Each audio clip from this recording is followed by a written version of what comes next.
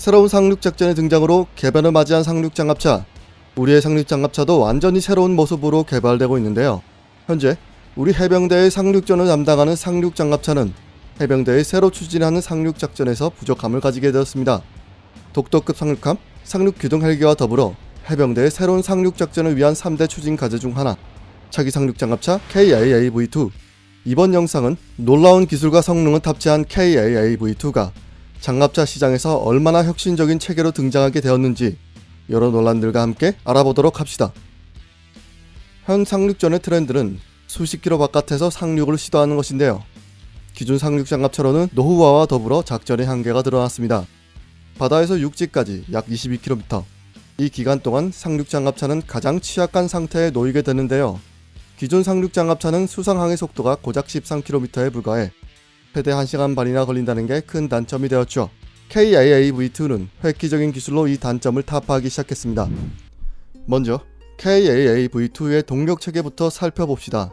차기 상륙 돌격차의 동력체계는 K2 전차에 장착된 1500마력의 강력한 국산 엔진을 기준으로 큼지막한 워터제트와 트랜스미션이 동력 분배 장치에 연결되어 있습니다.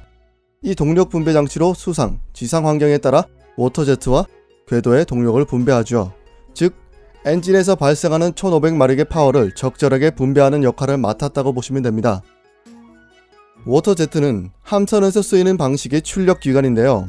마치 제트 엔진처럼 기체의 하부에서 물을 끌어와서 스크류를 통해 밖으로 내보내면서 출력을 냅니다. 일반 스크류보다 조용하고 출력이 강하다는 강점이 있죠. 이렇게 현 상륙장갑차보다 출력이 향상된 엔진과 워터제트뿐만 아니라 냉각 장치에도 압도적인 개선이 이루어졌는데요. 기존 상륙장갑차는 하부에 방열판을 둬서 해수에 닿는 면적을 냉각하는 데 그쳤지만 KAAV2는 해수를 직접 장비 내부로 끌어와 방열기에 분사하는 식입니다. 전면에서 유입된 해수를 끌어와 해수 분사 장치로 방열기에 분사해 냉각수를 식히는 방식이죠. 이 방식을 통해 냉각수는 저온과 고온 방열기를 돌아다니며 온도별로 열을 식힙니다. 이렇게 식혀진 냉각수는 엔진과 트랜스미션을 오가며 폭발하는 기통을 중심으로 동력체계에 열을 식혀줍니다.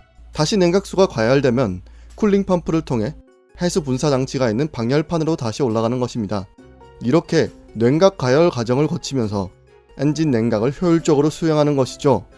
이런 해수 냉각으로 인해 수상 운행 중에는 지상보다 더 높은 출력을 써도 엔진이 가열되지 않는 것입니다. 이처럼 지상에서 운행 중일 땐 800마력으로 기동하지만 우월한 냉각 기술로 엔진의 출력을 극대화해 수상 운행 시 무려 2700마력으로 기동할 수 있습니다. 현수 장치도 상당한 혁신이 이루어졌습니다. ISU, 즉 암내장형 현수 장치를 개선해서 새로운 유압 제어 시스템을 적용해 궤도를 수축할 수 있습니다. 이를 리트랙션 기능이라고 하죠. 수상항해 시에는 궤도를 수축해서 최대한 수중 저항을 줄이고 지상에서는 궤도를 정상화해서 기동합니다. 한마디로 바다에선 배처럼 지상에선 전차처럼 기동하겠다는 것이죠. 이 현수 장치는 리트랙션 기능을 구현한다는 것에 그치는 것이 아니라 기존 장갑차보다 훨씬 개선된 구동 안정성을 가지고 있습니다. 향상된 기동성과 더불어 차체의 다양한 각도를 기존보다 더 우월하게 활용할 수 있다는 점도 큰 장점입니다. 국군이 선두로 나서고 있는 능동 유기압식 현수 장치의 기술력이 이 장갑차에서 한 걸음 더 나아갔다는 얘기죠. 또 고무 궤도를 채용해서 기존 금속 궤도에 비해 무게를 크게 낮추고 고무 궤도의 수상 안정성 향상과 진동 저감도 기동에 큰 도움이 되었습니다. KAAV2는 독특한 파도막이를 채택하기도 했습니다. EFV를 추정한 2단 구조의 확장된 선수익과 날개형 형상의 선미익을 탑재했습니다. 거기에 하부에는 측면익을 달아 더 강한 파도에도 안정적으로 항해할 수 있도록 개선되었습니다. 기존 상륙 장갑차에 비하면 압도적인 넓이의 파도막이들이 전방위로 장갑차를 감싸고 있죠. 정말 바다 항해의 진심이라는 것을 알 수 있습니다. 이렇게 개선된 상륙 장갑차의 항해 성능은 최고 속도 20km에서 30km로 기존 상륙 장갑차가 13km인 것에 비해 확연히 빨라졌습니다.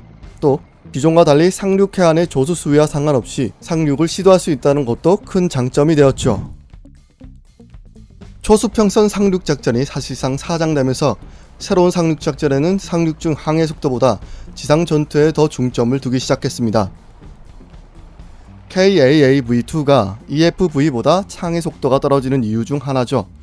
이 KAAV2에는 승무원을 포함하여 24명이 탑승이 가능하여 무려 한 소대 이상을 태울 수 있습니다. 근미래에 계획된 차기 상륙 장갑차 중 가장 많은 병력을 태울 수 있죠. 이 병력들을 보호하기 위해서 14.5mm 탄을 방어 가능한 수준이고 전면은 30mm 탄을 방어할 수 있다고 예측됩니다. 그리고 한국 기갑 장비 최초로 40mm CTA4를 탑재하게 되었죠. 이 40mm CTA4의 세세한 구조와 기술력은 이전 영상에서 자세히 다뤘으니 한번 참고해보시면 좋을 것 같습니다. 차세대 상륙 장갑차는 논란에 휩싸이기도 한 장비였죠. 왜 미국이 실패해서 포기한 장비를 또 국내 사업으로 재생하는지, 왜 철질한 상륙전을 위해 미군 쓰레기통을 뒤져서 주워먹는지, 이전에 또 K11 때처럼 배탈 나는 게 아니냐는 논란과 함께 베끼면 잘할 것이지 왜 EFV를 추종했음에도 항해 최고 속도가 20km밖에 되지 않느냐는 논란도 있죠. 우선 초수평선 상륙작전은 한국과 미국 모두에게 폐기되었지만 이 전술 이후로는 미국과 한국은 다른 길을 걷게 되었습니다.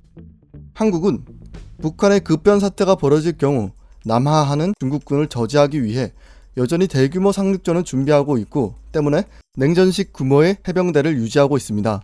미국은 반대로 작은 섬을 탈환하여 방공, 대한미사일로 섬을 봉쇄하는 빠르고 경쾌한 소규모 해병대로 변경되고 있죠. 즉, 두 국가의 전략이 변경됨에 따라 요구되는 무기의 성능도 바뀌는 것이죠. 더군다나 중국의 GBD-05, 러시아의 BMMP, 일본의 MAV 모두 EFV의 영향을 받아 개발되거나 개발 완료되었죠. 특히 일본의 해병대는 미국의 해병대와 거의 비슷한 전술임에도 EFV급의 상륙 장갑차를 개발하고 있으니 EFV가 그만큼 매력적인 체계라고 봐야겠죠.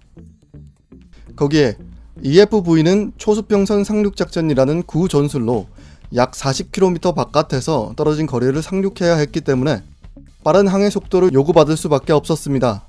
하지만 이 때문에 급격한 비용 상승으로 결국 사업은 폐기되었죠. KAAV2가 요구받는 전술은 초수평선 상륙작전이 아닙니다.